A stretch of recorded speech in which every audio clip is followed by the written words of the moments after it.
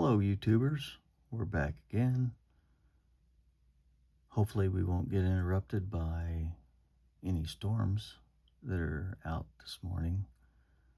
We did have a little bit of a brownout and a blackout this morning, so I am running on batteries anyway, but the rest of the lights go out and come back on, and it makes for a little bit of a light show, and also makes a bunch of noise when the printer's resetting. Any rate, based on yesterday evening, this morning, we went ahead and did our final stitching down this side. Went ahead and buttoned up our edges for the top on the interior of this wallet. And so now we're ready to marry it. Oh, yes. And I also did the outside edge of this external piece. And so now we're ready to marry it up to the internal piece to make it a wallet. You'll notice that the external wallet is slightly larger than the internal wallet, and that is to allow for the bending, because as this bends on the outside, it'll take more area of the leather to shrink that down a little bit. Let's get back up in here. A little bit more area of the leather.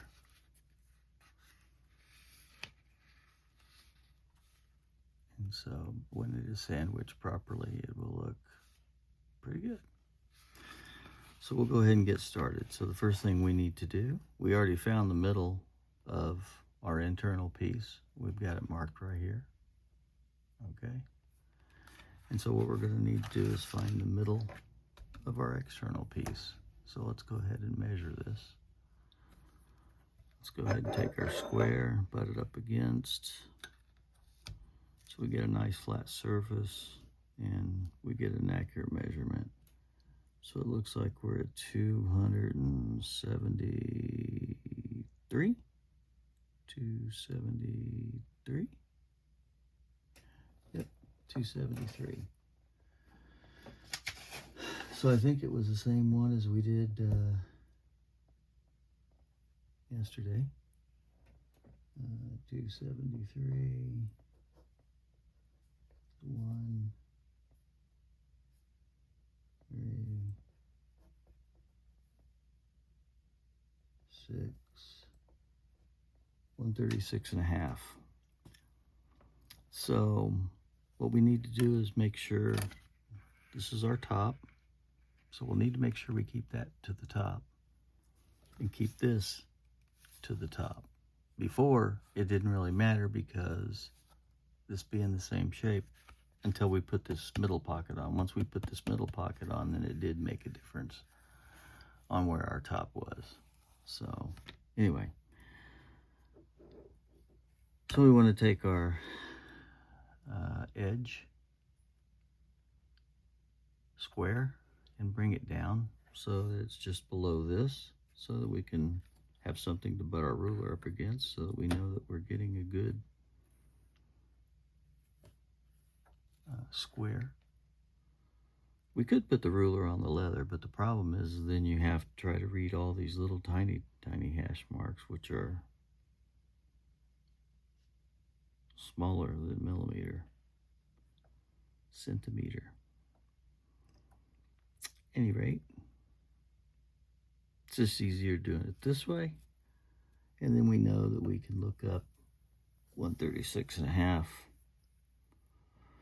136.5 is going to be about right here, and just go ahead and put us a little mark there. Now that's going to be covered up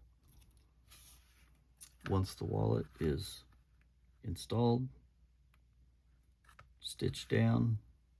You'll never see that because you're going to have 4 millimeters of stitching with glue it's going to be held down. You'll never see that little mark that we just put in there. So that's why we put that there.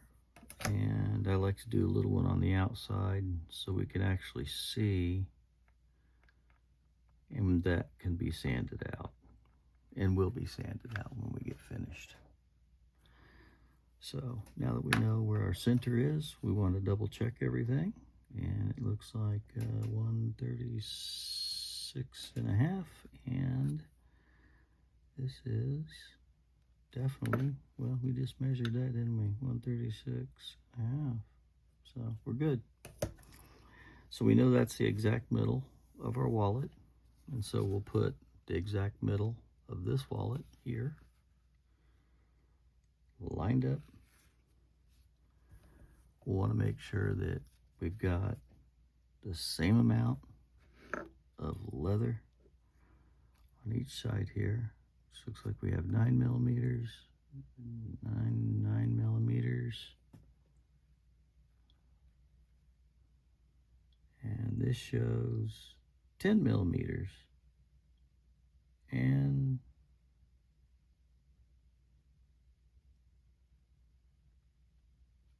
nine and some change. So it looks like that it's a little high, so we can always rotate this down just a bit. And what we'll want to do is we'll want to make sure that this top here fits flush. We can always take leather off the bottom, but not off the top, because our top's already finished, our edges are already finished. So the best way to do that is to kind of hold it where it's at and to kind of make sure that we get it tapped down there. The other way we can do it is just put our square up there and just press our thumb up against it and make sure that we have a perfectly square product. And actually it's pretty square back here as well. So we're going to go ahead and let's go ahead and look at this.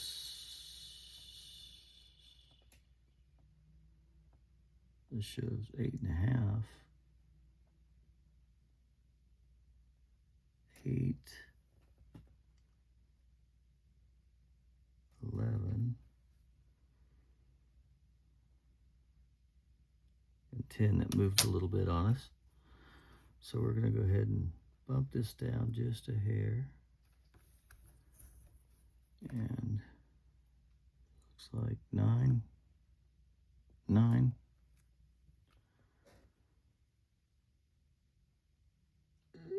9, and almost 9, 8, and like 8.75. So this is as square as we're going to get it. And so we don't have to do this again. We're going to go ahead and put us another little mark down through here, right where we have all the other marks, so that we know where it lines up. Then we're going to take our pen and we're going to raise this up right here. We're going to put this little mark right there, and we're going to put one right here. As you can see how we did that. A mark here in the center. We've got the center marked. And with the center marked, and the 2 marks here, which is just inside of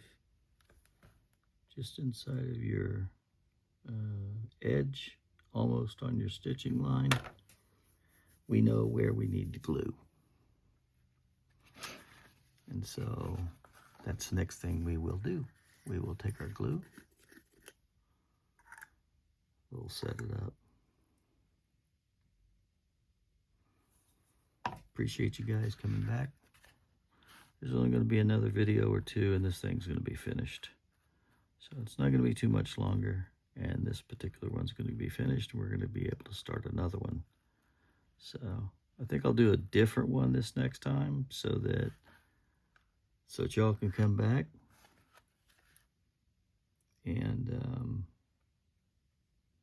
have something different before I do another trifold. I need to do a couple more trifolds.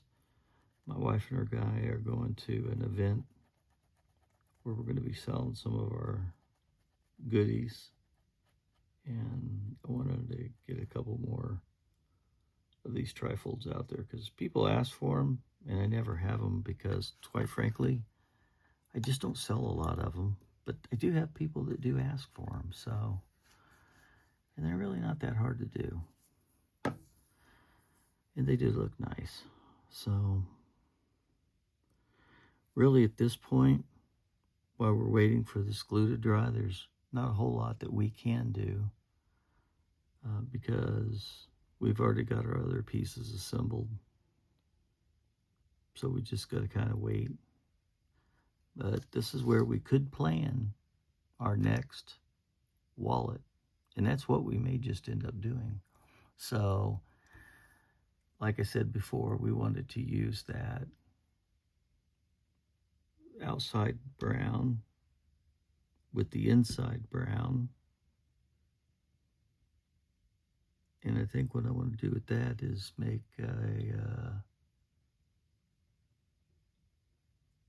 one of my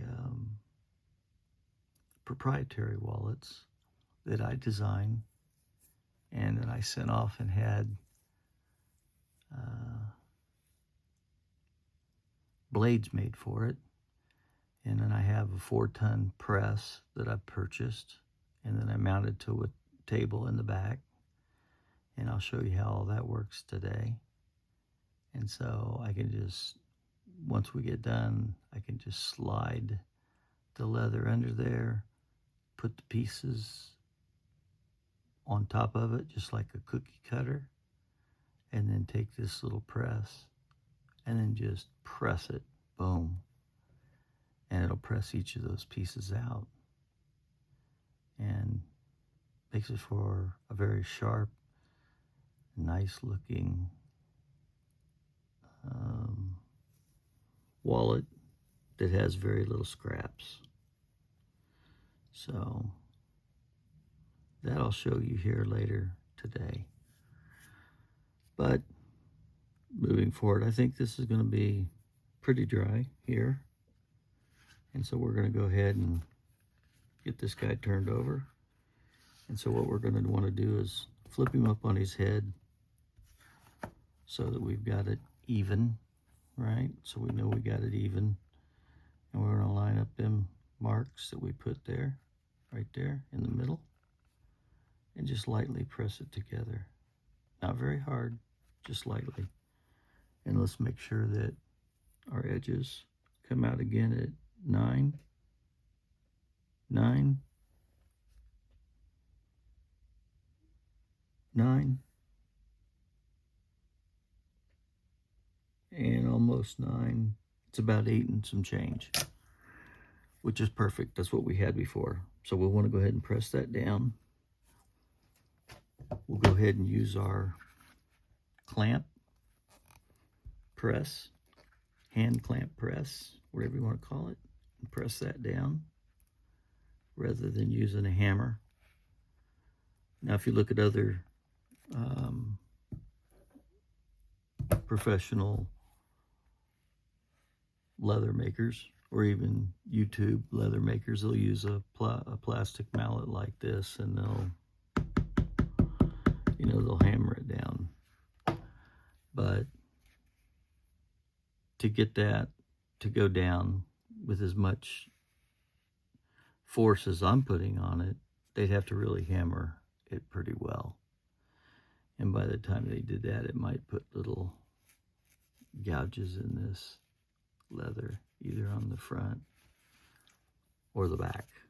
But you can see mine did not do that. These little scratches here are scratches that come in and out of the wallet.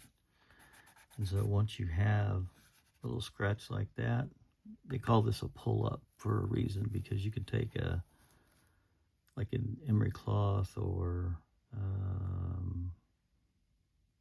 a t-shirt or something like that, and you can just rub these spots, right? And they'll come out sometimes. and it looks pretty cool. Lay them down here and give them a good rub. And they'll just be kind of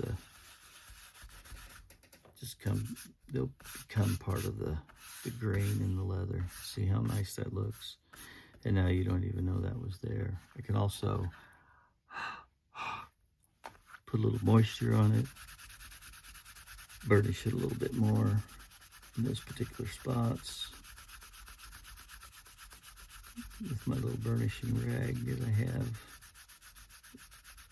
set apart for just this application. And you can see it took this scratch away. This one it took mostly away. And so now it looks pretty clean in the back. So there's just some kind of tricks you can use when you have this type of external pull-up leather. And sometimes that's why I use it, because it's a little more forgiving of a leather. It doesn't scratch. And this leather here is very hardy too. It's a very forgiving leather. So, but now that we have our pockets and everything, we got this glued down. We pressed it. Now we can go ahead and put our holes in it. So we'll get our pricking iron. Get up underneath of it. And what we want to do is hang one tooth over so that we can come one tooth over so that we're coming around that leather piece and securing it. And then we'll back stitch. Okay? So, but now since we have a backing to this front piece, it's really imperative that we make sure that this is straight. And so a lot of times what you would do is to make sure this is perfectly straight, because we've got a little gap there, so it's not exactly perfect. We would take some sandpaper and we would sand it just a bit. And so we'll do just that. We'll sand it just a bit, because we want to make sure that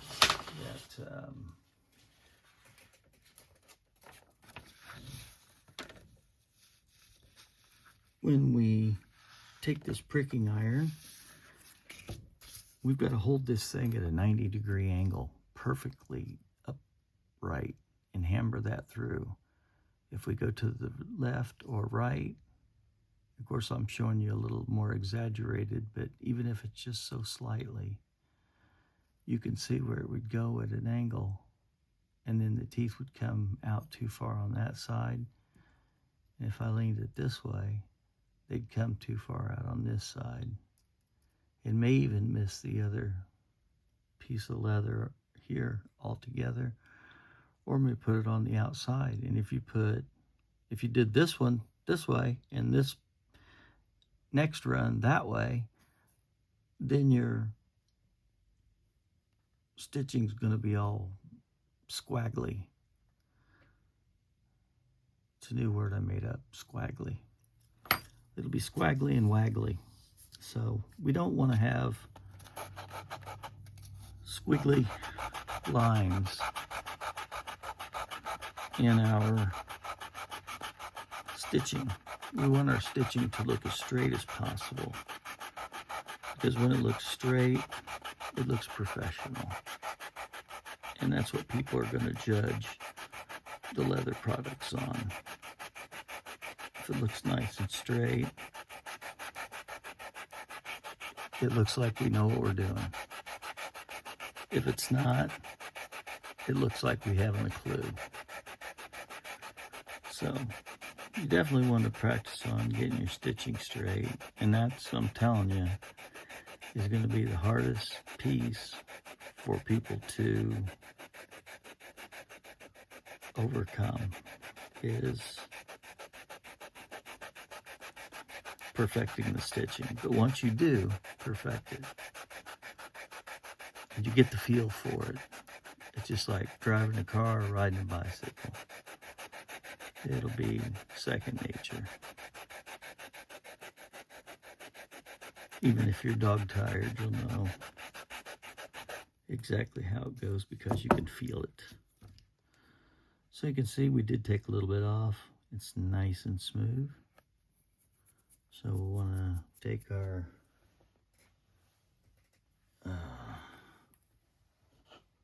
horsehair brush and brush this off. So I'm brushing this off here on the paper, and then I will transfer that to the trash can, right? Brush that off, see how nice and straight that is.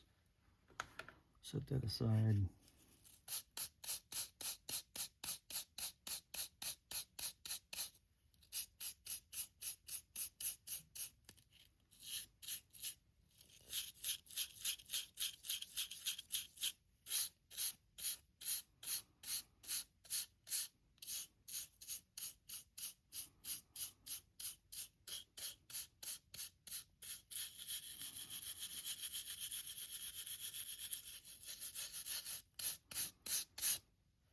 Okay. Let's take this paper, get it out of the way here.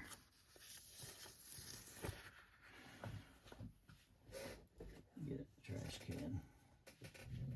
I'm not going to move the camera over there because, I'm sure you don't care about me scraping some leather shavings in the trash can. That's rather boring. So now that we've got that in there, we've got a good straight edge. We can go ahead now and let's go ahead and make sure we've got a good mark with our wing divider all the way across the bottom, right? So we got a straight line there. As you can see, we have straight stitching line here, straight stitching line here, as well as here, here, and here. So all of our stitching lines to the edges are pretty straight. They're not waggly or squaggly or wiggly or waggly.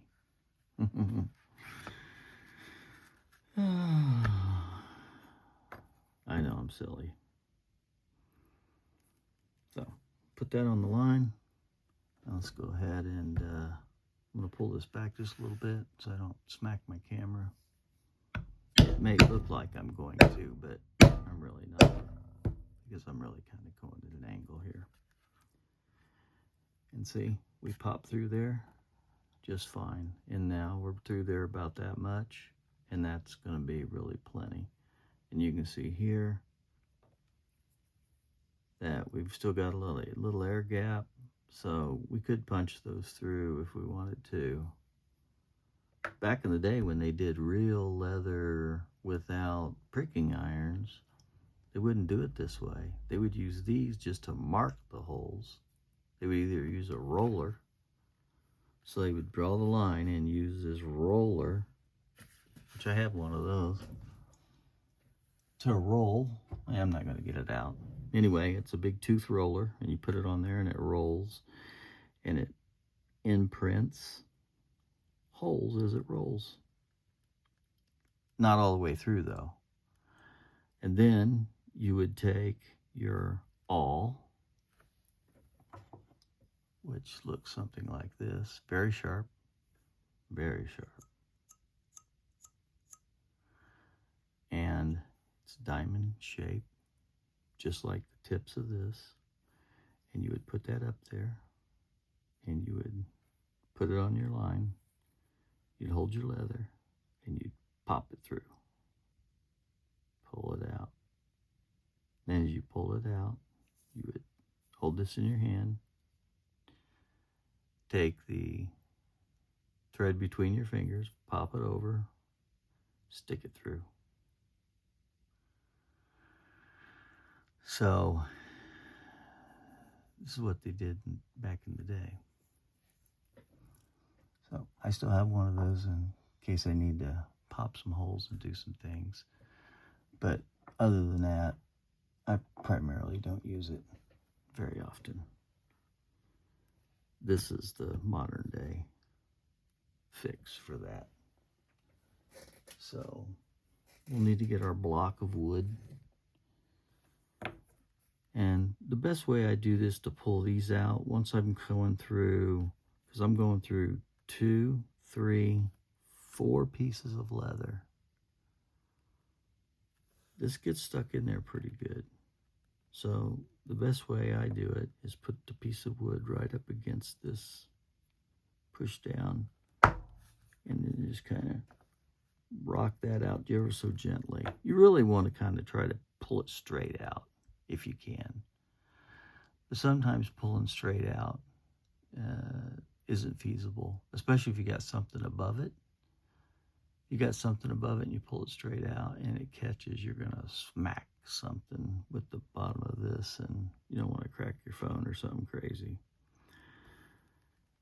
So to keep your run straight, you want to take the last 2 teeth of your awl, or your diamond chisel, I should say, and put it in the last 2 slots, which you'll hold that back end in line, and then put this front end right on the line on the front.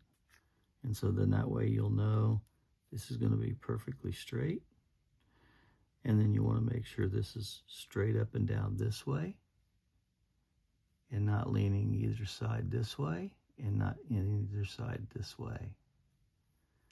And then go ahead and when you're satisfied it's done, you give it a couple whacks, kind of turn it over, and you can see we're already starting to look good.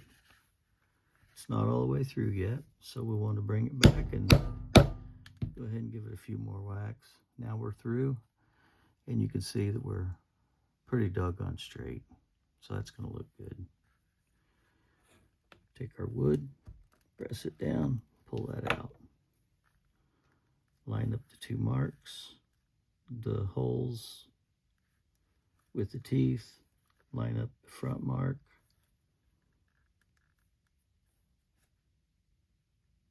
Okay, line up the front mark, hold this thing straight up and down, and you may have to look at it downward to make sure it looks good to you, this way, this way, this way, this way, and just kind of hold it there. After a few times of doing this, you'll kind of get a routine, and you'll kind of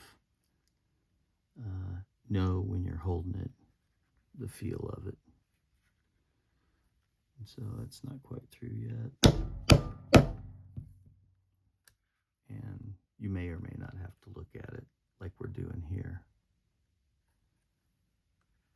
Just depends on what kind of leather you have and what you're doing with it.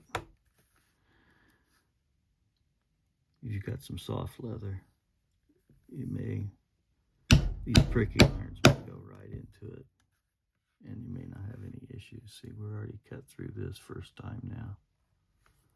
So give it another little whack. That ensures us we've got a good through. Now, when we get to the end, we'll want to make sure we're 1 tooth hanging over, but we also want to make sure that these teeth in the back line up with these holes. If they don't, then what we want to do is bring this forward this way a little bit. You can see if we went right on the line, it would put us on that side of the holes. So they'd look a little crazy. Okay. So the easiest thing to do is to bring it forward just a bit. Slide it in those holes. Make sure we're 1 tooth over, which we are. Make sure we're level. Give it a couple whacks. And there we go. We're through.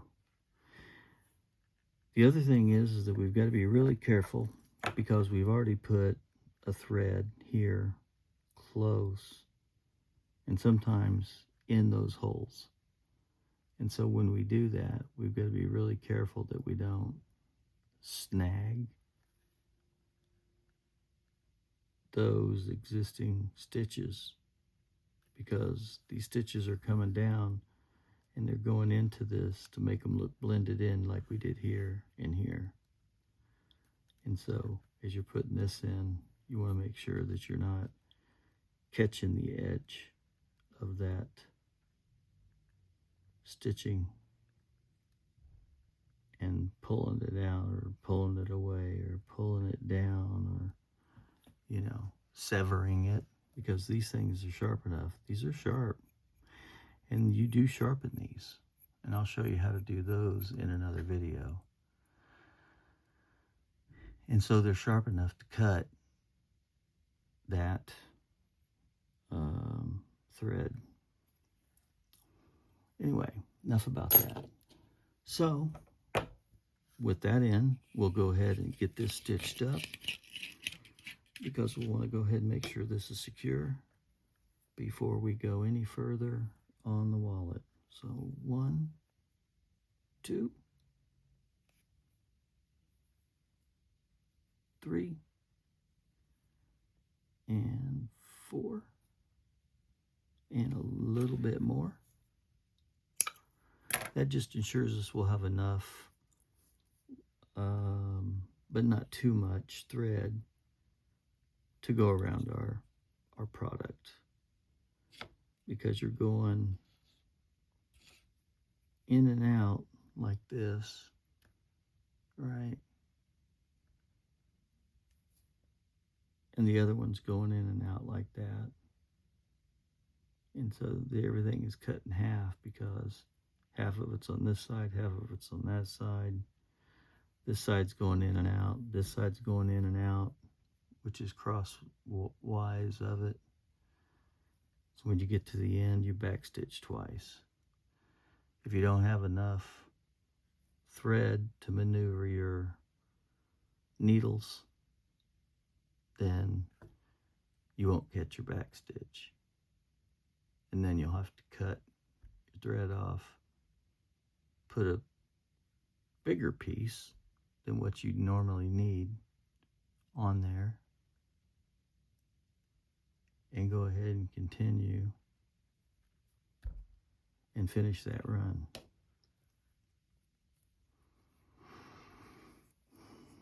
Okay. Let's get a little drink of coffee.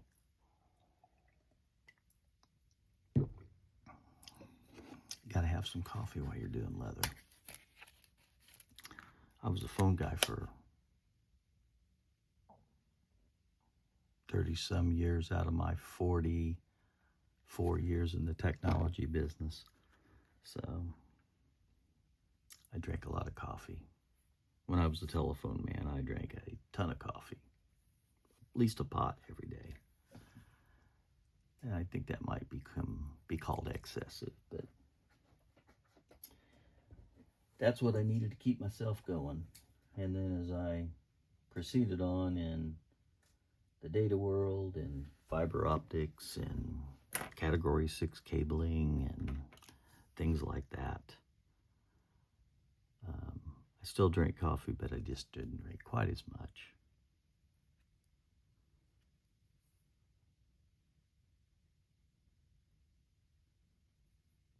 And I wasn't out in the field as much. I was more interior than I was exterior. So when I first started, we did everything outside. It seemed that way. And it seemed like everybody wanted security cameras put up in the wintertime. I never did understand that. It's like nobody wanted security cameras put up in the summertime. They wanted to wait until it was 30 degrees below zero and then call you up and go, yeah, we would like to get about 4 or 5 cameras outside in the freezing cold, where the machines are having a hard time operating because it's so dang cold, and your body is having a hard time because it's cold, and your employees are complaining and not working very good because it was cold. But somehow we managed. Okay, so we've got that needle and thread. And again, I didn't slow down and show you, but it's the same technique. You know, you thread the eye of the needle. You take your thread and you pull on this side about as much as your needle is tall, and then take the tip of your needle, pierce it through your thread, and then go ahead and pull it, and then pull it through like this. And then when you do, it makes for a nice little knot where it's through the leather and the knot, but it's not too tight. Very delicate, very delicate. But now that I have that, it'll hold this on until I'm ready to clip this off. Once I clip that off, then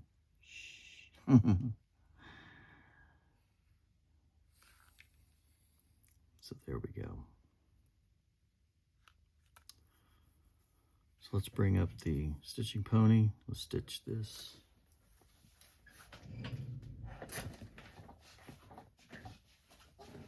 I've got a couple dachshund puppies over here that are sleeping in their bed. I roll my chair close to them and they're kind of giving me the side eye. It looks like we're going to get a little bit of rain, so I apologize if you hear the rain in the background, because speakers on this iPhone picks up pretty good. So I don't know if you will or not, but if you do, I apologize in advance. So let's go ahead and bring this over here, the stitching pony. Do it from the side view this time, maybe. Yep. Let's go ahead and get this put in.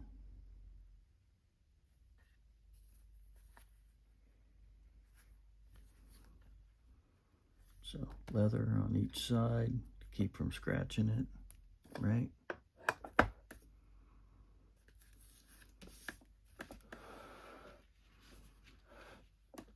And let's see if we can get that in the camera good. Yeah, it looks like it'll be pretty good. Going right here anyway. So let's give that a shot. So again, we will start, come on the third hole. 1, 2, 3. That counts the hole that's on this side. 1, 2, 3. And so we'll come through there. Okay. Marry things up at the top so it's even.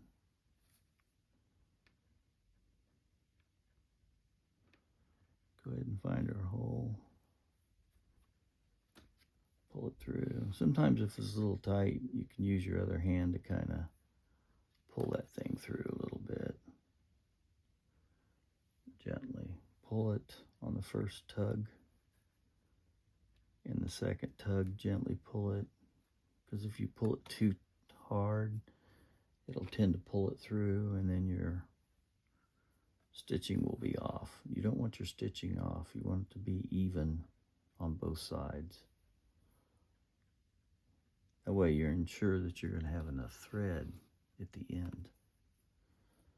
Otherwise, if you don't have enough thread at the end, you'll have to cut it off, and then you'll have to add on to that thread, which I can show you how to do that. It's kind of a pain in the rear end, but they do allow you to do that. But then again, you can tell if you're a leather maker, when you look at it, you can tell that it looked like somebody double backstitch right there. And so they'll know you made some sort of mistake or you ran out of thread. So the best thing to do is to alleviate that situation.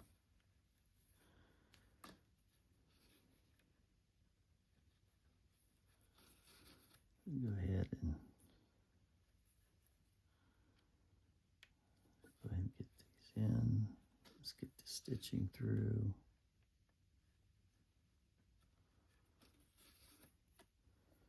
This is where you got to really be careful with your stitching, because you definitely don't want to hook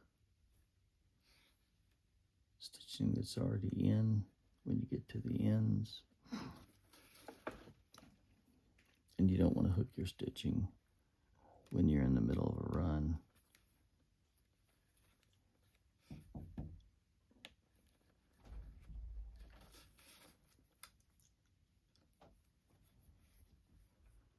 So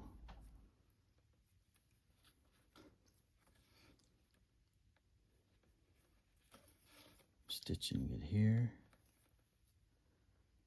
stitching here, and we'll just go on down through here.